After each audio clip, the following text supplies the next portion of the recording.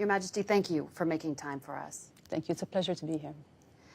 Jordan has 2 field hospitals inside of Gaza. Jordan is helping to get aid into the Strip. The UN estimates that at least 15,000 children have been killed since this war began in October. What is the impact in the region?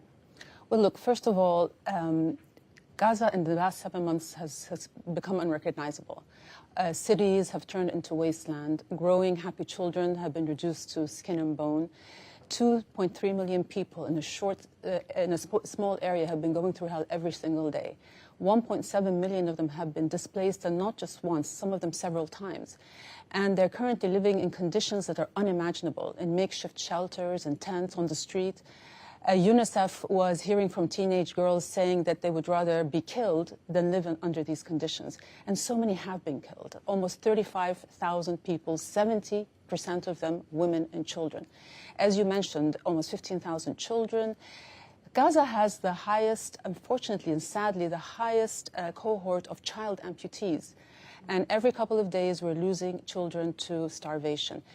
We in the Arab world have been seeing this war live streamed every single day, and it has become central to our lives.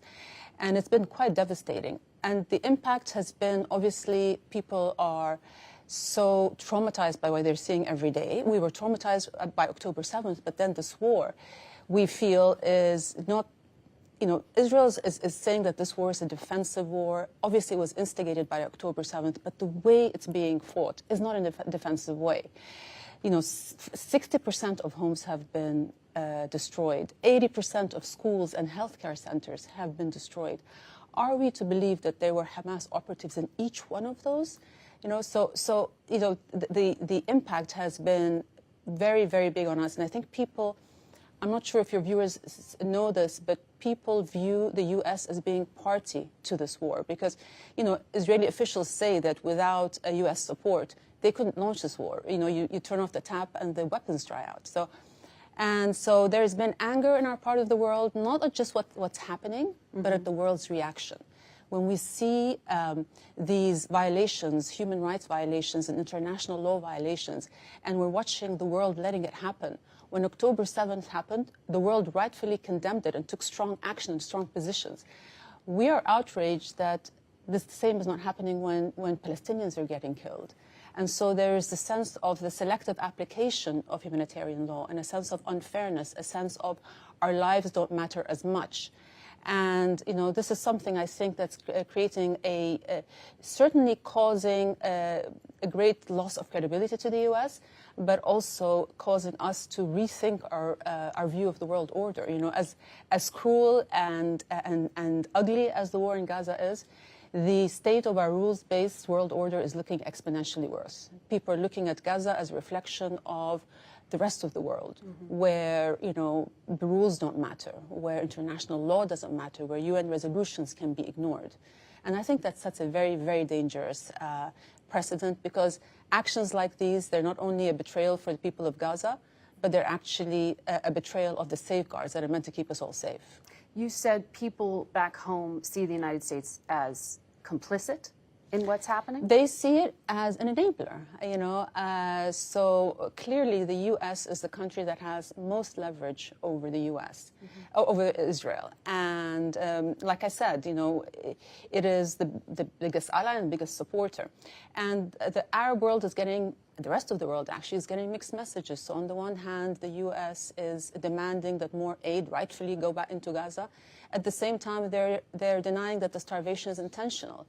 On the one hand, they are outraged by the attacks on the aid convoys, but at the same time, they're denying that Israel is violating international humanitarian law.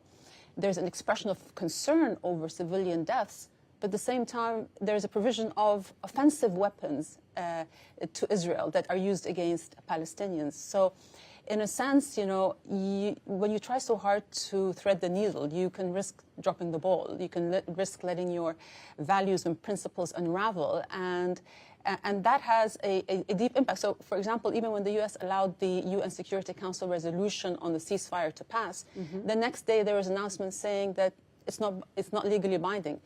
UN resolutions are absolutely legally binding, and these legal frameworks are there to ensure that all countries adhere to a standard of conduct. They're either applicable to everyone or they're not. Either everyone is accountable or no one is. So the next time a country breaks the rules, and the US comes and tries to apply more authority, those countries are going to say, well, you made an exception here, so why apply it to us? So I think people, we are seeing Israel falling short of moral standard after moral standard, legal standard after legal standard, and the world is refusing to act. So I think Gaza now is like a microcosm of our New World disorder, of the breakdown of international norms, of the return of might is right. And I think that's very dangerous, not just for our region, but for the entire world. Well, recently, President Biden, just about a month ago, warned Prime Minister Netanyahu that U.S. policy would change if Israel's behavior and conduct in this war didn't change. Do you believe the U.S. is starting to use the leverage you say it has? Well, look, there's definitely been a change in tone and language. And you're right, the president has been warning and has been trying very hard to persuade Netanyahu, for example, to not enter Rafah. But we've seen time and again Israeli officials not heeding the warnings or counsel or advice of allies. So I think it's time that the international community, including the U.S., really use this political leverage to compel Israel to end the war and to let aid in. And it's by taking measures, right? So again, it's by standing up for international law, saying, for example, the building of illegal settlements is wrong and it has to stop. It's by saying that, we are not going to provide you with offensive weapons. It's by saying we're not going to continue to use our veto to not hold Israel accountable when it breaks the law. Diplomatic pressure is also very, very important. So there are many tools that the U.S. has in order to compel Israel to do the right thing. And I think for the sake of our world, the U.S. may be Israel's most closest ally, but a good friend holds a friend accountable. You don't give them a carte blanche when they're not doing the right thing. And I think it does Israel a great disservice when we don't hold it accountable, because it creates a culture of impunity. And that has been the situation for decades, where they feel that they can be the exception to every international law and standard. Either you're part of the international community and you abide by the rules, or you're a pariah state that's made an exception to every rule. So I think that if you care about your ally, you will actually take action to set them, and that would be for Israel's best interest in the long term. In the beginning of this war, you were outspoken about the humanitarian concerns very early on, and you are the Queen of Jordan, but you're also Palestinian. Right. You argued people need to understand that Palestinian mothers love their children just as much as Israeli mothers. Why do you feel like that needed to be said? Well, because, for decades, the dehumanization of Palestinians has been an intentional approach that Israel adopted in order to numb people to Palestinian suffering. It's actually quite surprising to see just how deep the undercurrents of dehumanizations run. Israelis have pretty much, Arabs are generally accused of teaching hate, and Palestinians as well. But Israelis have actually walled Palestinians out of sight and out of mind. It's kind of reduced them to nameless, faceless security threats that you have to defend yourself against. They don't learn about Palestinians. They're never introduced to them as real people. Any attempts to bring Palestinian stories into books are barred. So this sense of, and we actually saw that, among the people blocking aid into Palestinians were young teenagers. I can't understand how anybody could be so indifferent to human suffering. You're talking now about some of the protests that are trying to interrupt the shipment of aid into Gaza? I am talking about a deep culture, an omnipresent perspective about Palestinians that says that Palestinians are subhuman, that they are violent because of something intrinsic in them, something in their nature. It's not because there's violence inflicted on them. And so when you reduce people to a violent, people who are different to us, so they're not moral like us, so therefore it's okay to inflict pain and suffering on them because they don't feel it the same way we do. It allows people to do bad things. That's the mental loophole of dehumanization. It allows you to justify the unjustifiable, to do bad things and still see yourself as a good person. And we're seeing that happen in the case of Palestinians. They don't feel that Palestinians, that's why I said that mothers love their children the same way, because, you know, it allows you to do bad things and not really have a moral dilemma with it. And that's what's happening. But, you know, dehumanization works both ways, because when you lose your ability to empathize towards the other side, you become hardened yourself. It degrades your own humanity. And we're seeing this happening in Israeli society, where they've become so hardened. And I just want to urge people to understand that this narrative, this propaganda that's been fed, this anti-Palestinian racism, that Palestinians do not want peace, that Palestinians only understand the language of violence and force, that is incorrect. To see Hamas as representing Palestinian people, you're saying, is wrong. Absolutely wrong. And also just to point out that most of the people alive in Gaza today were not alive when Hamas was elected. They were either they were not born or they were children at the time. So absolutely Hamas does not represent the majority of Palestinians. And if Palestinians hate Israelis, it is not because of their religion or their identity. It's because of the fact that they've only interacted with them as enforcers of a military state. They have only known them through their checkpoints and bullets and guns. It's not something that's inherently in them against Jewish people. In fact, I always try to remind people that, you know, we have coexisted, Christians, Muslims, and Jewish people for the longest time. That's where the three monotheistic religions were born. And prior to the birth of Zionism, the Muslim majority in Palestine lived in complete friendship and tolerance with the Jewish minority. There was never an issue of anti-Semitism there. Well, you know, historians will argue anti-Semitism has been present throughout history, right? Yes. And it is hard for people to hear some of what you're saying and not react in that way, where they hear a characterization of criticism of the Israeli government or the Israeli military and see where you're separating from Jewish people. Right. A lot of people don't hear a difference. Anti-Semitism is absolutely present, and it's been on the rise. It's been on the surge, and it is the worst kind of bigotry. It is pure hatred, and I always say that Muslims have to be at the forefront of fighting anti-Semitism, because Islamophobia is the other side of the same disease, and it's also on the rise. Judaism is a religion of peace. It is the first of the three monotheistic religions, and as Muslims, you know, it was Judaism, Christianity, and Islam. We all believe in the same God. And the issue is when you try to conflate anti-Israeli policy with anti-Semitism, right? Anti-Semitism is when you persecute somebody or you discriminate against somebody based on their Jewish identity. Israel is a state. It has political policy, political parties.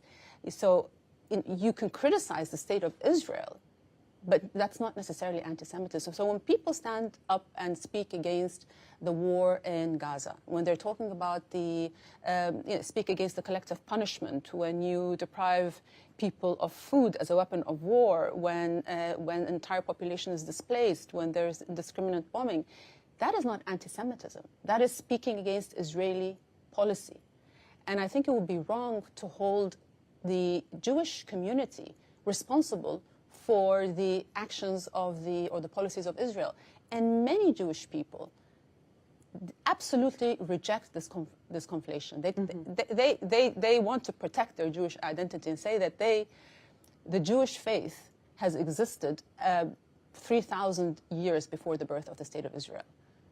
So it predates the State of Israel. And to conflate the religious aspect with the politics, I don't think serves anybody, and it certainly doesn't bring us closer to peace. Well, let me ask you about that, because, you know, there are protests at colleges across the United States, here in New York, other cities, in solidarity with Palestinians in Gaza. But there is also this perception among some students that they are unsafe because they are, for example, Jewish students. What do you think of the protests, and are you surprised to see young Americans protesting like this? First of all, I think it's important to point out that law and order are paramount for everybody. And so it is important for students to abide by the rules of the campus, to not disrupt classes, to not disrupt other students' college experience. At the same time, as I said, there is a rise in anti-Semitism, and it's wrong for any student to have to feel unsafe on campus. That being said, we need to, emotions are running high, and I think people are losing sight of what these students are protesting. For them, the issue of Gaza and the Palestinian conflict is more about social justice. They are standing up for human rights, for international law, for the principles that underpin international law. They're standing up for the future that they're going to inherit. So they're asking their universities to divest from an illegal occupation. But at the same time, and maybe more importantly, they are suggesting that there is more to the story than we have been told. That that the narrative that we have been fed, that Israel is the victim and the Palestinians are violent people who deserve what's happening to them, that is not the entire story. Why do you think that's happening on college campuses? Why do you think young people feel this way? Well, actually, a lot of people feel this way, but college campuses have always been the site of activism. Young students are learning about these issues. At that age, you want to stand up. You're more idealistic. You want to stand up for values you believe in. You're outraged when things are not going right, when what you're taught and what you believe should be the right thing isn't happening. And so they're expressing their views. But I think to paint all these students and all these protests in a broad paintbrush and to vilify them as being, pro-Hamas or pro-terrorism or anti-Semitic, I think that's inaccurate, and I think it's somewhat patronizing to some of these students because a lot of people are saying, well, they don't even know what they're protesting. They're just protesting for the sake of it. A lot of them are well-read, thoughtful young individuals who know exactly what they're protesting. They are protesting for justice. And do you think it will change U.S. foreign policy? Well, I don't know if it will change U.S. foreign policy. It's certainly a grassroots movement and an expression of a generation that feel that there is a contradiction between the values and principles that they were taught that this country stands for and what's actually happening on the ground. And again, let's not forget that there are a substantial number of Jewish students who are involved in these protests. And the vast majority of these protests want to be peaceful. They don't want to be destructive. And I think the most important thing is to have genuine engagement with these students, to have an open debate, to hear from them, and explain to them. A lot of times they're saying, well, these kids need education. I think we need to go into this knowing that we need education as well. So it's a give and take. And we saw an example in Brown University where that kind of healthy debate ended up, sort of calming things down, and where it was a win-win situation. So the more you use force, I think the more it inflames the situation. How are young people in Jordan thinking about this right now? What is the sentiment in terms of the American unconditional support for the government of Israel? I have to say, in one word, there's outrage. There is outrage because, for most young people, even those who maybe were against American foreign policy or whatever, or disagreed with it, we always looked up to the U.S., as a country, a democratic country with democratic values, with application of law, with freedom of speech, with, human rights, etc. And as I said, the young people are now feeling extremely disillusioned. How can this be happening while the U.S. is allowing it to happen, while the rest of the world is allowing it to happen? Blatant disregard for international law, and just, when the U.S., when Israel says, that we are not targeting civilians, and then you look at the reality on the ground that we're seeing with our own two eyes, and we're seeing, and by the admission of some Israeli intelligence sources, they were saying that they often attack their targets at night in their homes with their families, which has led to the deaths of thousands of women and children. we have seen widely spread reports about Israel using AI systems to generate the largest number of targets, prioritizing quantity over quality. And so really by taking humanity out of the equation, in their calculus, it's okay to flatten an entire neighborhood or kill an entire family to get one target. And so the whole principle of proportionality and distinction between between civilian and combatant has been abandoned in this war. And when Israelis are telling us, they're dying because Hamas is using them as human shields, well, you have a place like Gaza, which is one of the most densely populated places in the world, being hit by an unprecedented number of dumb bombs, which are untargeted, unguided bombs, or massive bombs, which are the 2,000-pound bombs. Yeah. To put it in perspective, in fighting ISIS, the U.S. only used one such bomb because it's known that it has a very high risk of killing civilians. So you hit the most densely populated place on Earth with an unprecedented number of unguided bombs and massive bombs. And we are supposed to believe that Israel is trying to avoid killing civilians. It just doesn't add up.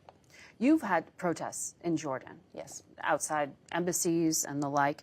Amnesty International says Jordanian security arrested at least 1,500 people for protesting. Why? Are you concerned there is a threat to the stability of Jordan? Not at all. We know since the beginning of this war, we've had thousands of people go out. I think we've had about 1,700 demonstrations of people going out, advocating and standing out in solidarity with the Palestinian people. And, at the end of the day, and most of these demonstrations have been friction-free with the police. And but at the end of the day, Jordan is a country of law and order. So as long as people are abiding by the law, as I said with the demonstrations here, then they are free to protest. It's only when we see vandalism or attacks on public and private property that the security forces obviously have a responsibility to come in and step in. But again, Jordan has been probably at the forefront of countries that have stood up and spoken openly about in defense of what's happening and in defense of Palestinians. And that's not just the leadership, but that's also the people themselves, the people, the government, and the leadership. So we're on the same page on this. Well, the Director of National Intelligence in this country, Avril Haines, testified saying there will be a generational impact from the war in Gaza. And that was also a gesture to terror recruitment. How concerned are you that that is what may happen to some of these young people who you say are just inundated with images of what's happening? Like I said, it's not just the people who are on the extreme that are being enraged by this. It's people who are in the middle as well, people who are westernized, people who studied here, people who are suddenly just looking at the world and saying, they're so disillusioned. They're saying, clearly there are different standards, that humanitarian law is applied selectively and that our lives don't matter. And that it's okay for almost 15,000 children to be killed, 19,000 to be orphaned. It's okay for the infrastructure to be obliterated. It's okay to stop the delivery of aid and food to an entire population. That is collective punishment. It's a war crime, and it's happening. And so the young people are saying, I guess the West doesn't like us. So. In my opinion, this is probably one of the most radical, largest recruitment event that we've seen in recent history. It's because it's turned a lot of people away, and it's making people feel like there's just no justice in this world. And that is a very dangerous place to be. That is, what you are describing is what Defense Secretary Austin warned Israel about, that you could have a tactical win and a strategitic loss in the long term. That's what I hear you saying, that this will lead to more terror recruitment. Absolutely. And we need to ask ourselves this simple question. Is this war making Israel safer? Is it making our world safer? I would argue after 35,000 people dead, after the obliteration of the civilian infrastructure in Gaza, after the violations of so much, after the rhetoric that we're hearing, you know, from Israeli officials, calling Palestinians human animals, or saying, when the Prime Minister says that Palestinians are children of darkness, that they only understand the rules of the jungle, you know, when officials say we need to find a more effective way than death to inflict suffering on Palestinians. How is that making Israel safer? I mean, you know, how? We need to create, you know, peace is not about politics only. It's about people. It's about culture. It's about state of mind. It's about choosing tolerance over suspicion. It's about choosing compromise and reconciliation over the false promise of victory. And the politics inside of Israel has shifted so far to the right that it's become acceptable. Israelis are surprised when the word genocide is used because they cannot see Palestinians as anything but as a security threat, that they deserve what's happening to them. You know, in a poll... They're traumatized after October 7th. Absolutely, traumatized. I understand that. And I understand that because of my own background, that I would identify with the Palestinian side more. And because of that, I challenge myself every single day to put myself in the shoes of an Israeli mother who has a child that's been taken as hostage, or any young Israeli who has been taught and who's heard of the horrible persecution that the Jewish people have had to endure in Europe. And I try to empathize and see where they're coming from. And absolutely, you know, we need the hostages to go home as soon as possible. And we need the war to end as soon as possible so that Palestinians can go back to their homes, if they have homes left. So I understand that what happened on October 7th was traumatic and devastating for Israeli society.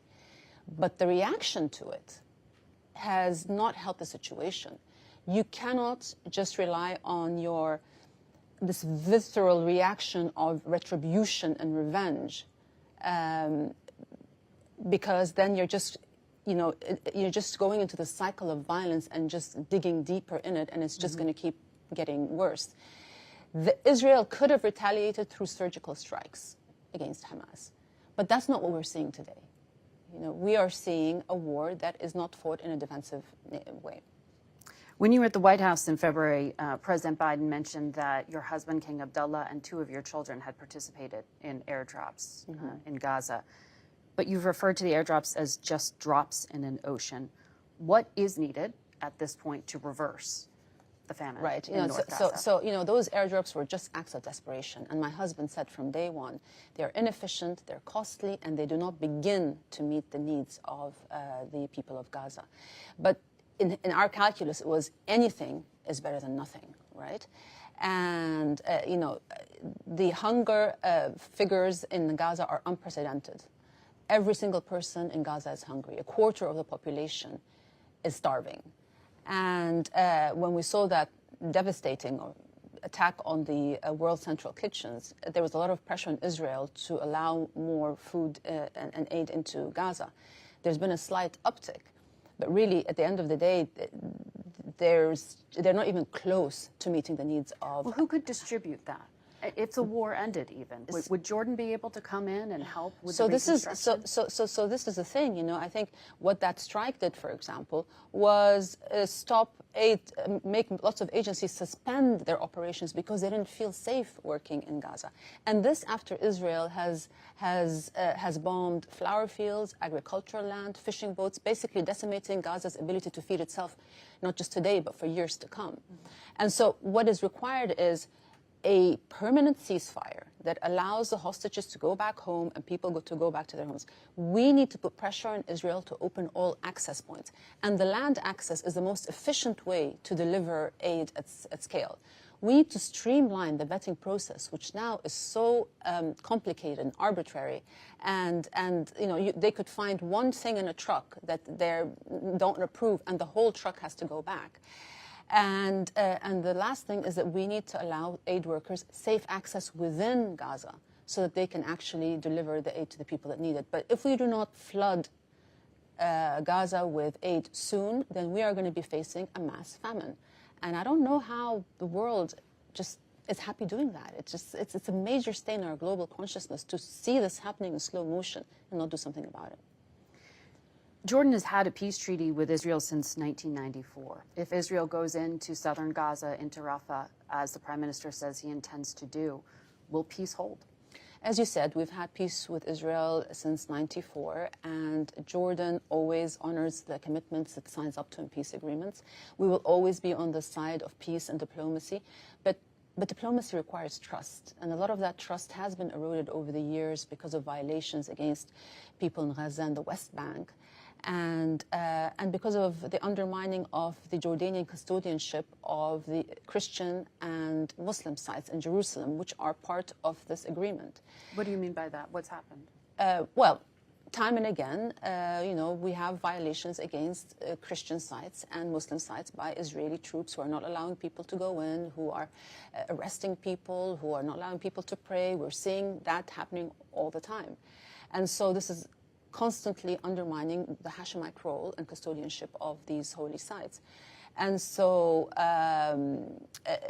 there is an issue with that. And when it comes to Rafah, the world, there are ongoing daily strikes on Rafah as we speak.